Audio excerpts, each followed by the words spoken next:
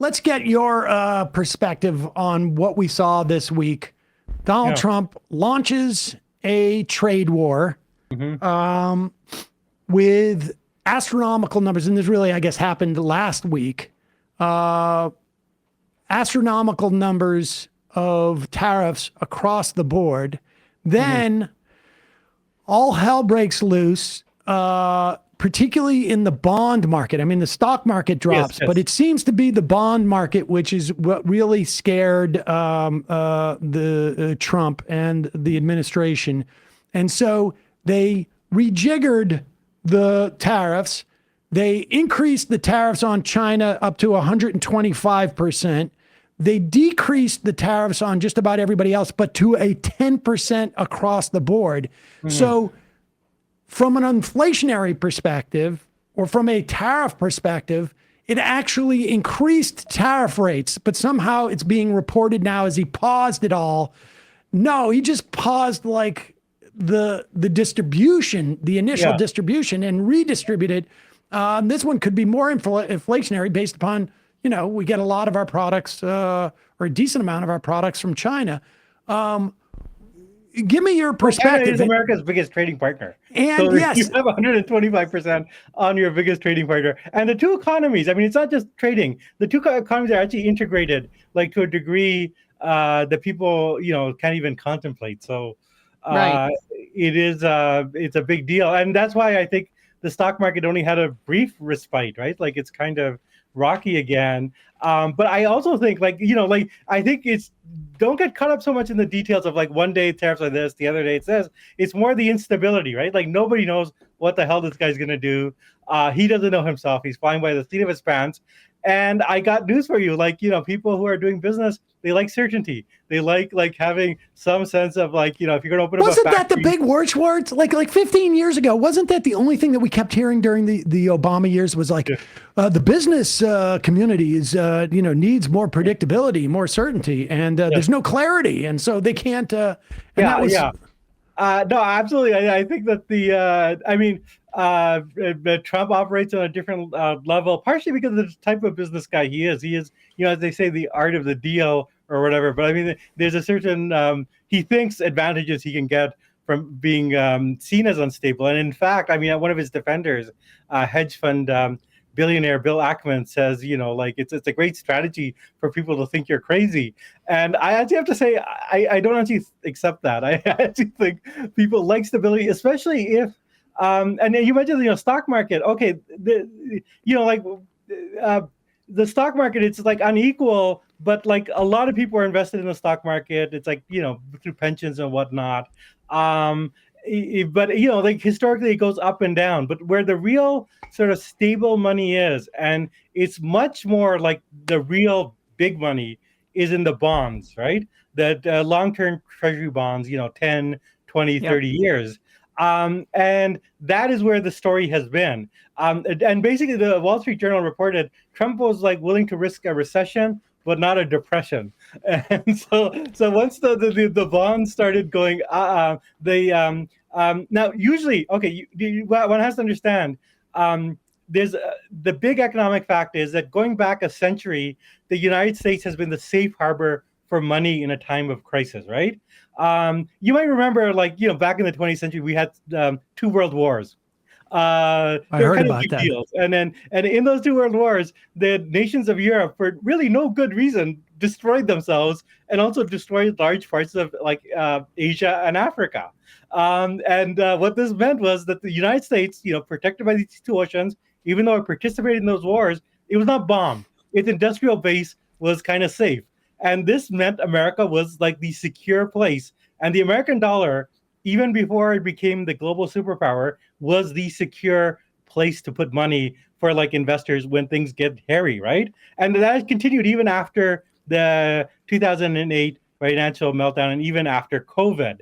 And that has been a great advantage to the United States, to be seen as the safe harbor. Because what that means is if the United States needs to raise debt, it needs to borrow money, needs to deal with a financial crisis like 2008 or COVID, it always has a ready access of money because money is willing to pour in. That gives the U.S. a great deal of government, a great deal of freedom and leverage and power, right? it's a good thing to have. The U.S. is the reserve currency of the world. Let me just add this so that people understand. And as the United States currency is the safe harbor, Treasury bonds have been the safest harbor within that harbor. Within that, because the Treasury bonds are the sort of, the U.S. government has never, and by bonds, basically what it is it's the U.S. government is being loaned money, essentially, and provides an interest rate in response to it. It's generally low, but not too low. But it's generally low because it's so not risky. So you can buy a treasury bond, which is essentially loaning the U.S. government because the U.S. government needs to borrow money, and it's a very safe investment, not a huge payoff, but a safe investment you can count on, or at least it has been. We have never, ever, ever defaulted on a treasury bond. There's never been a time where it's like, okay, my bond is matured, I want my money, and the U.S. government said, we can't pay you. We've always been able to pay it. It's been the hallmark of the financial bedrock of the United States. The United States, and by default, the world, right? Like going back a century. It used to actually be the British pound was the default currency back when the British Empire was a thing. But once the British Empire fell apart, nobody wanted to thought that the pound was a safe harbor. And the U.S. and so what traditionally happens is in a time of crisis, if the stock market goes down, people move their money to people who are the big money. And you have to understand, if 60% of the population has pension funds in the stock market, the people who hold the treasury bonds are literally 1.3% of the population. They are the 1%, right? This is the 1% we're talking about. And a lot of these are actually governments, governments around the world. The Chinese government, the Japanese government, the Canadian government hold American treasury bonds as a safe Social Security. Yes. Also, we should say, holds a lot of treasury bonds. That's right. So it's now what Trump, and they were actually expecting this, because this is something that Scott Bessant and Howard Lutnick said, which is they said, well, if the stock market goes down, that's actually good for us because people will move their money into treasury bonds, and then that will actually allow us to lower the rates on treasury bonds, and so we have to pay less interest on our debt, right? That is normally, and that's not a crazy thing for them to have said. That is normally what happens. But what happened this time, the person to read on this is Adam Tooze, who's a great economic historian at Columbia, and who on his Substack chart book, you should have him on. He explained all this earlier this week on a post on Monday. But basically, what happened this time was both the stock market was going down, but also people were, and basically it was the governments of Japan, Canada, and the EU. Not so much the Chinese, interestingly, although if they are one of the big holders of treasury bonds, and if they decide to take it out, that would cause a lot of trouble. So people were taking money out of the treasury bonds, moving it somewhere else, right? And now if people are calling in their treasury bonds, then the rates of that go up, and every 1% it goes up. That's I forget the exact numbers, but it's something like 600 billion. Each point is $300 billion in each debt. Let me just let's just explain this too, because this I mean, I'm projecting, but this has always been rather opaque to me, and so I just, as people are listening, when there's more people who want to buy bonds because things in the stock market are bad, I need to put my money in something safe and hold it there, and I want to get some interest rate on it. I'm not going to put it in my mattress, but I'm going to get some interest rate on it. The more people who go into bonds, the cost of the bond itself goes up, but the rate of return drops because everybody wants the safety. And we're going to give you the safety. It's going to cost you a little bit more, but the returns are going to be a little bit less because you're buying safety. Especially if it's longer maturity as well. Right. Yeah. And when those rates go down, because everybody's buying bonds, everybody wants to lend me money. Okay, I've got a lot of competition who I can lend the money to, so I can lower the interest rates because there's more demand. That's interest on our debt. And so as a government, we want those rates to be low, because if people are going to borrow us money at 2% instead of 4%, that's good for us. because we don't have to service the amount of debt that we have to service. Yeah. No. So basically, people. So the once the people are taking money out of the treasury bonds, the amount of money that the U.S. government owes was starting to rise like quite dramatically. And you have to understand, like Trump has a larger program, right? Now we have $1 trillion spent on the Pentagon. He wants to have tax cuts for the wealthy. So imagine a situation where you're both going to explode the debt, to pay for tax cuts for the wealthy, and the borrowing is going to become much, much, much more expensive, and people actually aren't going to lend you the money.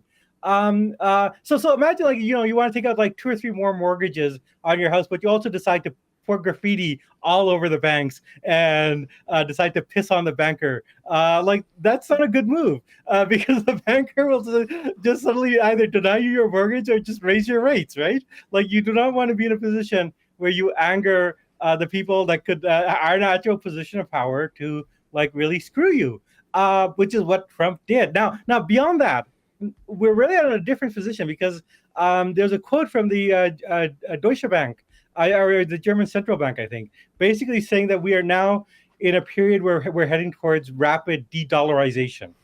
So it's not just a treasury bond issue. Now, de-dollarization is something people have been talking about for decades. Yeah. It's actually people on the left. This is a sort of Marxist analysis, basically saying that the American position in the world is unsustainable. That as it becomes a smaller part of the world economy, it can't be the reserve currency forever, and you're going to come to a point where the American currency is just a regular old currency, and therefore that will limit the power of the American state to borrow and have the free hand that it did. Now, that was going to happen, but it's going to happen over 10, 15, 20 years, right?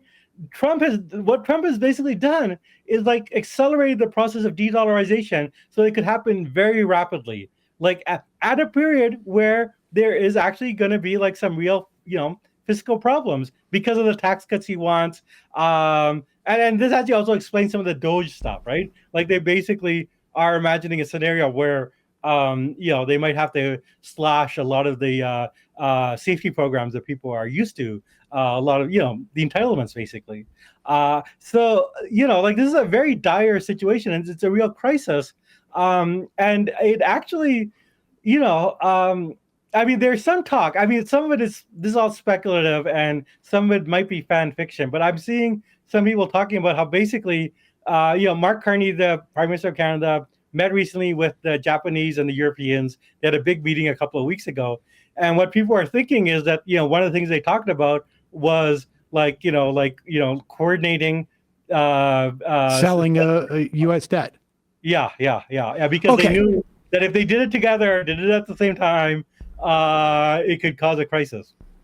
So, and that's just speculation. Well, that's the thing that's interesting about this. And I just want to say, in terms of the de-dollarization, I think we saw that with the, I think it was the Swiss franc and the French franc, I think, shot up, at least in Europe. And then also the yen shot up a little bit. So that's where you start to see people essentially buying those currencies as opposed to U.S. currencies. So this question, it's those countries that met that's where it's happening, and it's not so much. People were really worried that China was going to, push for de-dollarization, and they could at any time, but they've been a little bit more cautious about this. That's because one of the things that has been sort of provided that security of the dollar being, the currency of the world, as it were, was how enmeshed China and the U.S. were with each other, where it was China doesn't want to disrupt this. They're growing and they're functioning with this regime as it exists now. The timing of this is probably not what they would have wanted necessarily either, frankly. No, I think as I said, I think de-dollarization was going to happen. I don't think there was any way that it could have been stopped. But I think it would have been better for everyone if it happened gradually, if it was a process where both the U.S. and the other countries could adjust to a world where the American currency was a regular currency. But now, if you have rapid de-dollarization at a time of sort of fiscal crisis and, debt ceilings and all this stuff, like the U.S. becomes much closer to Argentina or Brazil, where like you could really see the international financiers playing hard and fast and really pushing them into a crisis. Or Great Britain is actually another great example, because they were like the U.S. They were like the world empire, used to having their own way, and then at a particular point, like with the Suez Crisis, like the American government decided we're going to pull all the gold out, and their currency went into crisis. Or more recently with trust, right? Like so the U.S. would actually become like much more vulnerable to like outside shocks, and just like, but it makes a much more unstable world. But China makes, like hurts the whole economy. It hurts everybody. There's nobody benefiting from this. No, but China would benefit from de-dollarization if it happened gradually, right? Yes, Go ahead. Yes. Well, wait a second.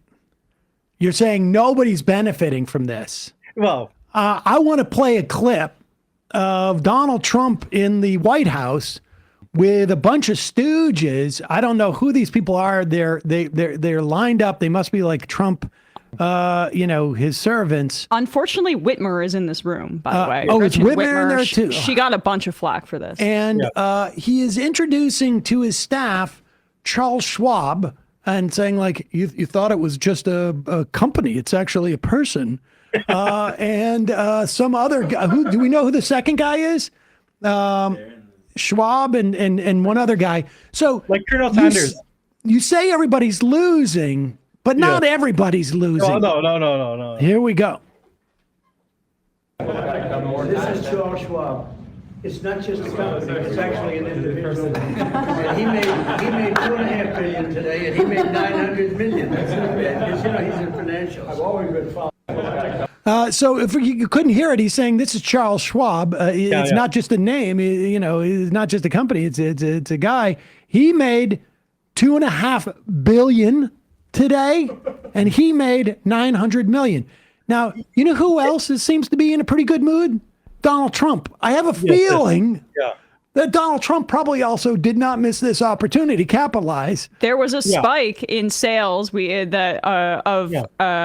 before he made this announcement. So there's clearly some insider trading there. I mean, from AOC to Adam Schiff, they're already calling for investigations. Yeah, no, absolutely, and I don't deny this insider trading, and these guys can make their hundreds of millions or billions, but we're talking about like the global economy of trillions of dollars, right? And like, it is a kind of Soprano situation where, if you take over a restaurant and like burn it down and collect the insurance money and strip it clean before so you can sell off all the furniture, yes, you're going to be making money. But does this actually help the economy? The economy? No, exactly. This is an extraction play, and they are just pulling all that value out of every little crooked nook and cranny they can find. Yeah. Well, which is the Trump? Yeah, this is Trump. The second presidency. This is what they're doing. They themselves are personally trying to profit and strip everything they can. But the big picture is this is like a huge kind of disaster on a world historical scale. I'm trying to think of, when was the last time there were economic decisions of this catastrophic? And I mean, it is the one that people always mention, which is the Smoot-Hawley of raising tariffs as the depression was starting and sabotaging the world economy. That was almost 100 years ago, incidentally. He's also obsessed with McKinley, so it seems like that's very deliberate. Before we move on from it, I just wanted to make this one zoom out for a sec just to make this point, because as we're talking, China does benefit from a de-dollarization, but doing it gradually, right? As they begin to make their economic footprint even larger, although they are the number one, exporter in the world. But we are the number one consumers of the world. That's what these trade deficits are, right? That's what they indicate. They indicate that we have so much wealth in this country that we're able to consume all of these things, but people don't see their material conditions improving. And I do think that that's what Trump taps into here, or what hopefully the Democrats can do, is because he's capitalizing on the idea that people fundamentally understand how much wealth there is in this country, but they're not seeing it in their day-to-day lives. It's going to get worse with this protectionism, but we have to acknowledge that there's all this excess wealth here that he's gesturing towards with the tariffs at the very least. Yeah, no, I think I'm really glad you made that point because it is kind of essential that like the economy's been out of whack for a long time. There's a sense in which some of these policies, gradual de-dollarization, maybe even like a lower dollar would also make America more easier for it to export. Trying to using selective tariffs in a strategic way to build up industry. Like all of that, I think is plausible. But I mean, Trump.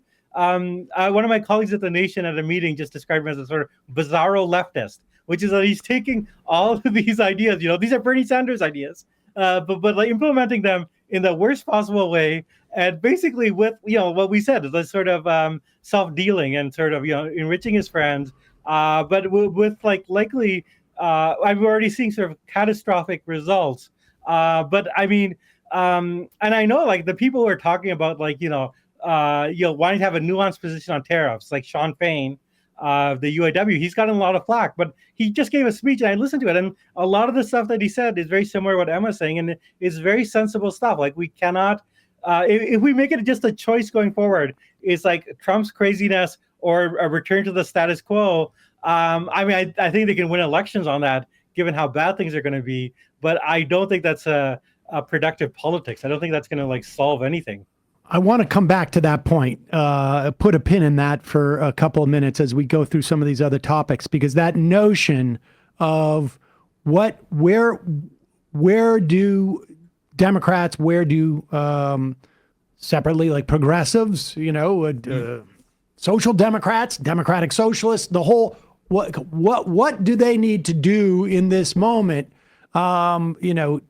to set up for what looks like some opportunities down the road. But before we get there, I got one more question on the bond thing, just to see if you've read anything about it, because again, a lot of this stuff escapes me. There's two things that could have been going on in terms of like the what was happening with the bonds. One is there could have been a lot of these countries who were subject to these tariffs decide either because they've coordinated or because it's a natural reaction, we're going to sell and we're going to be the so-called bond vigilantes and force the U.S.'s hand. We're going to cause a panic. But there's also another theory out there that some of the selling of these bonds looked like a liquidity crisis, that there were people who were not selling these bonds to send a message, but rather they were selling these bonds because there were margin calls in the equities market. Stock market. Yeah. And there were other sort of like, maybe there were derivatives, maybe whatever it was, maybe there were hedge funds with that were selling these bonds because they need cash. And that is, when you need cash, you're looking around at your assets. Where am I going to get it? Well, you can sell bonds like that. And also it's the one that has the least opportunity to grow big. So that's the first place you look for cash, essentially like your savings bank. I don't know how to parse that out. And I'm not sure that anybody does, but no, I've actually been like trying to look into that, because trying to figure out if this is like, that some of it is other governments. Like I think it's pretty clear that the Japanese government and some of the Europeans and Canada are doing a little bit of this. And I don't think it's not the case that the Canadian government is like owes money to a loan shark and has to sell bonds. And we're not that bad yet. But somebody, I mean, I think it could be both, right? Like I don't think it's mutually exclusive, and both kind of make sense. Like. And in fact, I think, it's the nature of the crisis is always like a domino effect, right? It could be like governments are losing faith or want to try to leverage, but this also, causes a panic. And the stock market is like, and the bond market, like people talk about like market logic, but these are like sort of like irrational things governed by fear as much as anything else, right? Right. And when they do panic, they panic a lot. So I think that I would suspect we'll probably like need someone like Adam Tooze to like parse out what degree it is. But I think both are happening, and I actually especially think I want to emphasize, like, governments in Europe are actually talking about de-dollarization. And these are, like, long-standing American allies, like the Germans especially. And the Germans, I mean, there's two things. One of his lessons of the last century is don't make the Germans mad, right? And just try not to do that. And I think that the Germans are quite upset, and they're not just upset about, like, the tariffs stuff, but going back to the, like, Zelensky and how Trump treated. I think that the Zelensky moment in the Oval Office, that was like a real, like, wake up call. Like, oh my God, like, this guy, we cannot trust him. And so a lot of, like, governments around the world, and a lot of bankers and serious, like, not I'm just a Twitter clown, right? Right. But, like, a lot of very serious people are thinking, like, we cannot rely on the United States anymore. Look, they gave us a mulligan. They gave us a mulligan the first time. But when you start doing this again, like, that you've signaled to the world that honestly, we have signaled to and I frankly think we did it the first time around, but we signaled to the world as a country that we are not the country we used to be in terms of, it's one thing. It is one thing. And I think probably the world government was, the rest of the world's like, they don't really care whether we get health care or not at the end of the day, although that may have been short-sighted. They don't care, whether the government is a democratic socialist or a social democrat or neoliberal government. It's just the stability, the predictability. And we just basically signaled that, like, we're off the rails. We're not, we didn't get back on the rails. We're off the rails. Like, it takes a lot to get people to distrust the U.S. government and not see it as a safe harbor. Because, as I said, that being the safe harbor was built upon the facts of the 20th century, the big, like, wars of the 20th century, in which the U.S. emerged really as the, safe, stable place in the world. Like, to just piss that away and, like, to lose that, that's a lot, right? And that's a big deal. Again, you could kind of see that. It wasn't just like Trump. There's been a couple of occasions where the Europeans have had doubts, but whenever a Democrat comes in, they think, okay, things are back to normal. So it's like, I actually think, like, go back the early 20th century, like 21st century, with, like, Bush and, like, the Iraq War and the housing meltdown, which destroyed the world economy. There are a lot of people in Europe and in Asia who are very mad at the United States. But once Obama came in and brought some grown-ups and some responsibility, they thought, okay, like, we can trust the U.S. Trump again, which, Trump the first time scared people, but then, you had Biden coming in. But once you elect Trump, this is, like, the third time where you have, like, an American president that is, like, going to try to blow up everything up. And at that point, we finally reached the point where, like, people have had enough. Like, they've given, it's like you have, like, alcoholic or drug addict in your family, and you love them. You give them a chance, right? Go into rehab. They go on a bender. They happens 2, 3, 4, 5 times. At a certain point, people, like, kind of say, like, I gotta wash my hands of you, right? Yep. Hey, folks, don't forget to hit the subscribe button and check out our daily show. We do it every day at 12 p.m. Eastern for about 2.5 hours. We even take phone calls. You should check that out.